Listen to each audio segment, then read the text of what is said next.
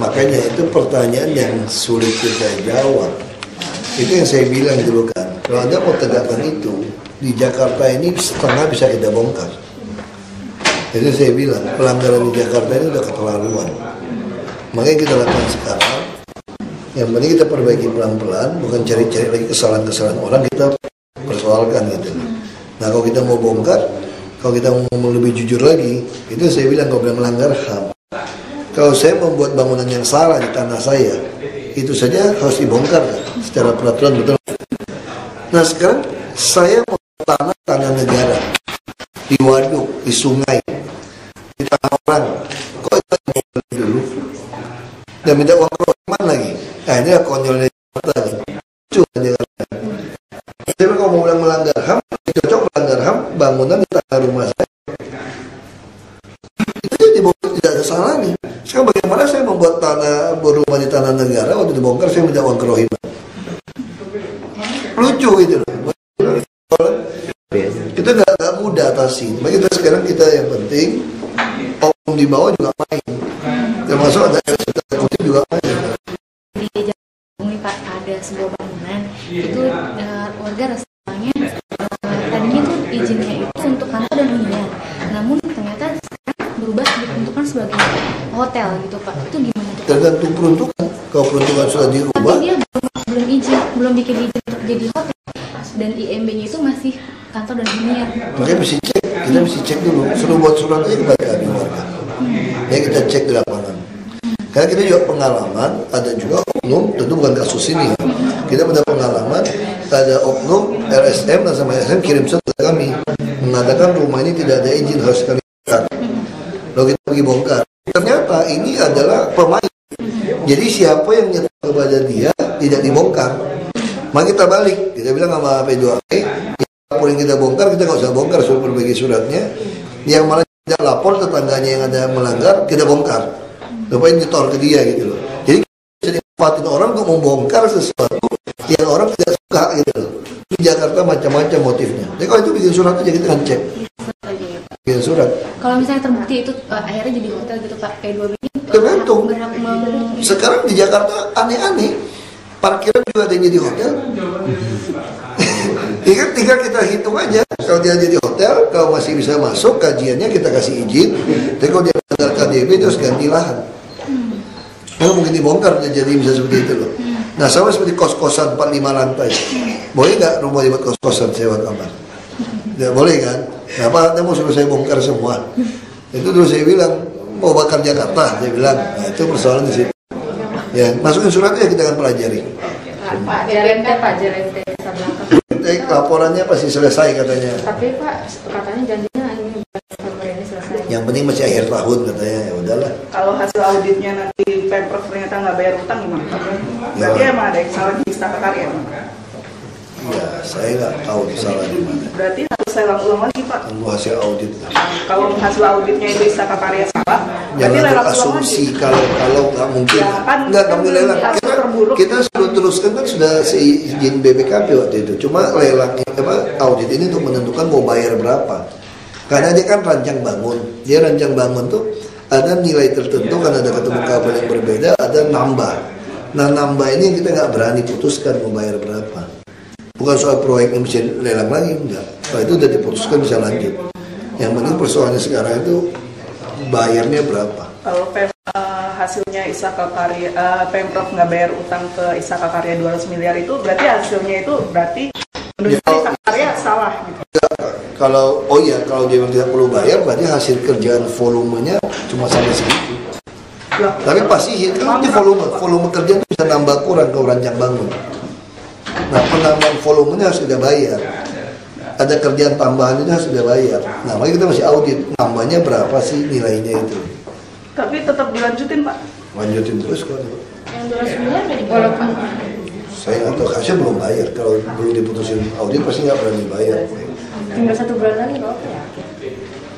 Penyerapan anggaran juga berubah 6%, tinggal 1 bulan. Kita harus beryakin aja udah. Karena Pak Jokowi tinggal ngambil akhir kalau tidak. Gitu kan. Kesannya belum baik gitu Pak. Kamu malas penasin, ajak makan babi gitu tuh. Dari Pak. Pak, tadi kan BPK bilang bahwa Yang hamil mana lagi ku bawain kepala ikan salmon tadi. Nggak masuk dua-duanya. Libur. Oh iya libur. Ini hamil. Ini Pak. enggak Pak, tadi BPK bilang akan melakukan audit terhadap pelaksanaan KJS di DKI tahun 2014 itu bagaimana Pak? Memang harus. Kita bahkan sekarang kita kan minta BPKP termasuk CSR untuk mereka audit. Jadi juga takut kan CSR dapat terus yang nerimanya nyolong atau gimana gitu loh. Prinsipnya mesti diaudit supaya jelas. Audit itu kan bukan cuma menemukan adanya kecurangan atau tidak. Audit juga memberitahu pada kita sisi mana yang perlu kita perbaiki. Itu intinya audit sebetulnya. Terus Pak tadi Mak senang makin banyak yang audit kita makin senang. BPK juga tadi menemukan dari hasil pemeriksaan pelayanan kesehatan di DKI katanya masih ada suster atau dokter yang agak-agak jutek terhadap Pasti. pasien. Laporan kita banyak kok. Gitu. Begitu mau perbaiki kita bilang kalau kamu jutek ya kamu keluar aja. Kita udah dapat laporan banyak, kasusnya banyak. Kalau soal kesehatan saya pelajari banget. Saya udah kayak inilah benar-benar belajar saya. Kalau kasus kesehatan sampai per kasus penyakit, gimana penanganannya, kenapa obatnya seperti itu pun saya pelajari. Enggak, saya ada orang yang ngajarin. Pak, BPK juga menemukan bahwa di PD Dharma Jaya kan belum menyelesaikan pertemuan dari Kalau dia nggak selesaikan ya biar ini KPK turun tangan. Dan ternyata BPK sudah menyerahkan hasil audit mereka ke Kejaksaan Tinggi untuk diproses. Bapak dukung? Dukung lah, kalau semua ada pelanggaran seperti itu harus didukung. Itu haknya wilayah hukum. Ada kemungkinan direkturnya itu akan ditutup. Kalau benar kan bagus supaya direktur-direktur BUMD yang lain tidak berani sembrono lagi.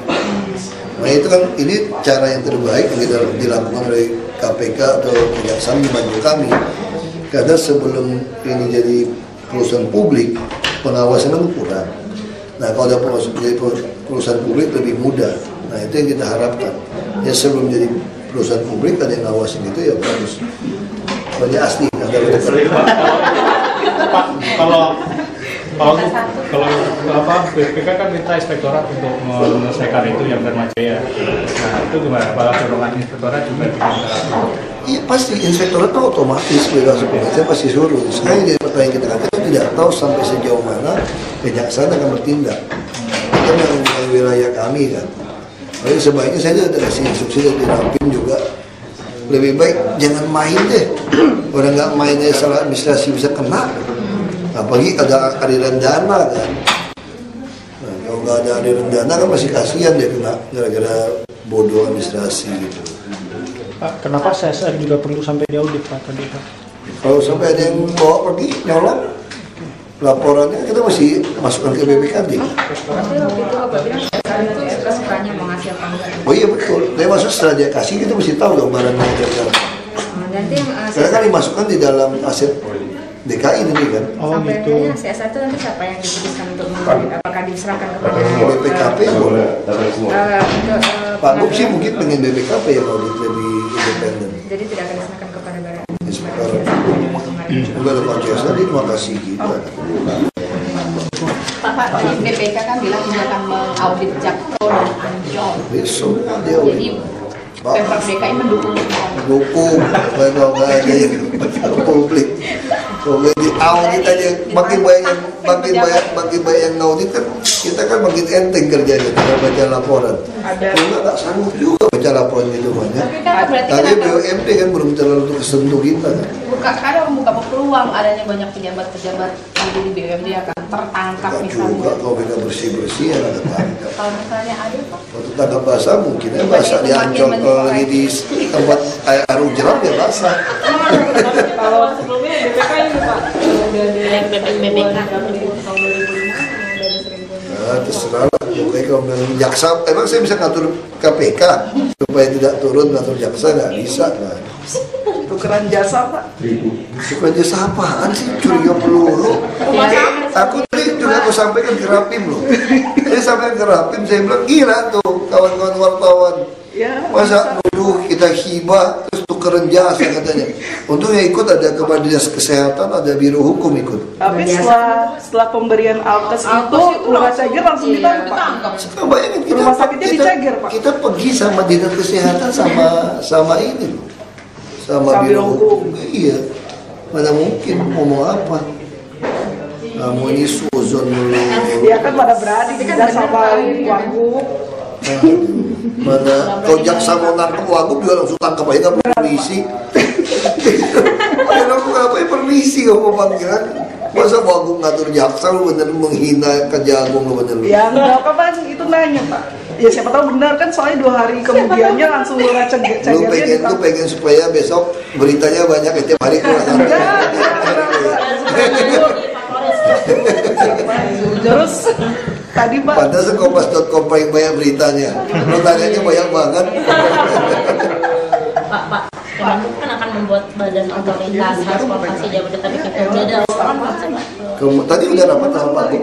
Gimana? Sudah ada 17 angkanya kasih Pak Gub. Pak Gub udah bilang banyak sekali yang belum dilakukan DKI.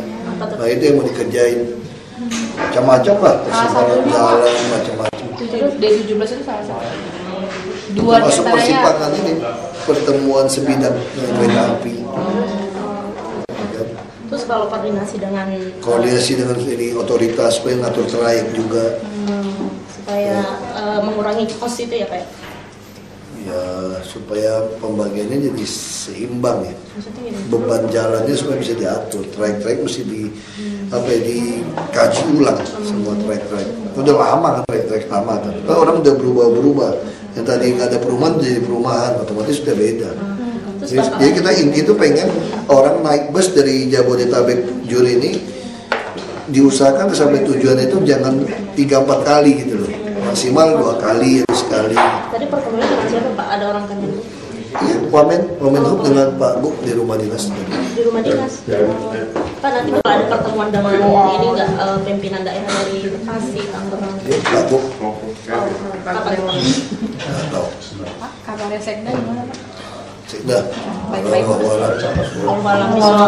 Warga Petukangan Udah, yang di sini belum apa itu mau apa itu menjual lahannya Pak di Petukangan itu gimana Pak? Warga buat jor itu Pak. Nah itu nanti kalau udah ada PP turun kita bisa ambil alih titik konsinyasi, udah kita pakai harga pricer, titik konsinyasi kita bisa ambil. PP-nya sudah sejauh mana Pak? Sudah sejauh mana? itu Kemenpu atau Pemprov Pak? Ya Pemprov, jadi untuk proyek jalan atau dermaga atau proyek apapun milik pemerintah untuk kepentingan umum yang tidak bisa digeser ke tempat lain, maka kita bisa paksa ambil dengan harga pasar.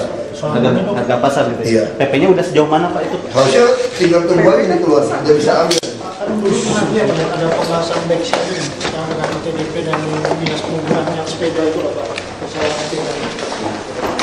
sepeda Pak. Iya, jalur sepeda Pak. Iya lagi disiapin tahun depan. Itu Ibu kapan Pak Yani. rencananya Pak? Ibu Yani sama Pak Sarul yang akan siapin Satu deputi. lagi Pak, Itu tahun depan akan mulai Tahun depan jalan kita Pak. mau anggar. Berapa Pak kira-kira? Nggak tahu saya. Udah. Pak soal Casablanca itu bukannya sampai November ini Pak perjanjiannya? Ya, saya nggak tahu bisa perpanjang sih.